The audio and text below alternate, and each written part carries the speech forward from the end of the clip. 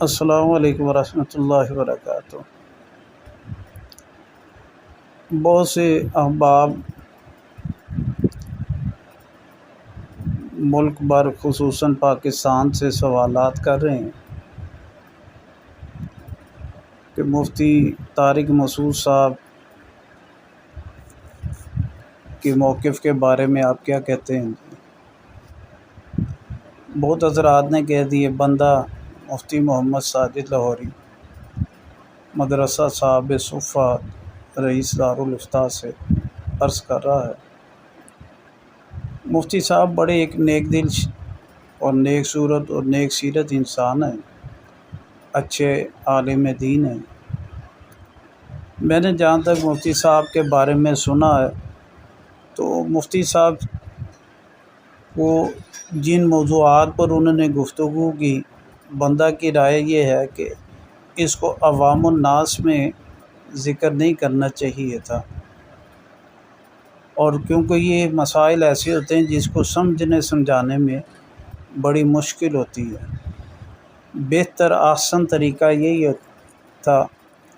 کہ اس کو عوام الناس میں ذکر نہ کیا جاتا۔ باقی مفتی صاحب نے تہہ دل سے عوام الناس کے سامنے بیرون ملک ہونے کے باوجود فوری انہوں نے اپنی بات سے رجوع کر لیا، اور ان کے الفاظ سے کہ اگر پھر بھی میرے سے کوئی گستاخی یا کسی کی دل آزاری ہوئی ہو تو میں اس پر معذرت خواہ ہوں، اور جو بندہ جب ایسے معذرت کر لے تو توبہ کر لے یا رجوع کر لے تو حدیث مبارکہ میں آتا ہے، نبی پاک صلی اللہ علیہ وسلم نے فرمایا کلو بنی آدم خطاء، فرمایا تمام بنی آدم گناہ گار ہیں، وخیر الخطائین التوابون، اور گناہ گاروں میں بہترین شخص وہ ہے جو توبہ کر لے جائے۔ اور ایک حدیث مبارکہ میں آتا ہے التائب من الذنب، وہ شخص جو گناہ سے توبہ کر لے، فرمایا کہ کمن لا ذنب لہ، اللہ تعالیٰ اس کے تمام گناہ معاف کر دیتے ہیں، وہ ایسے ہو جاتا ہے جیسے اس کے ساتھ کوئی گناہ ہی نہیں۔ لہذا کسی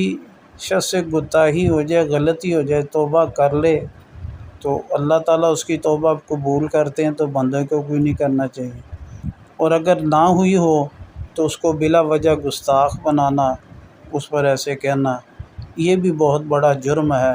اور بڑی بے ادبی اور گستاخی کی بات ہے۔ اللہ تعالیٰ صحیح سمجھ اور عمل کی توفیق